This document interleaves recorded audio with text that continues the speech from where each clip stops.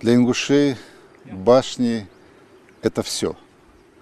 Это состояние души, это добро, это благополучие, это история, это зов и память предков. Это то, что объединяет ингушей. Это то, к чему мы всегда стремимся, потому что нет ни одного ингуша, который бы не имел свой башенный комплекс. Человек получает дополнительную энергию. Лично я всегда приезжаю сюда, общаюсь с людьми, и те люди, которые сегодня живут вот в этом крае, мы им не просто помогаем, не просто решаем социальные проблемы. Мы понимаем, что это наше начало, это история.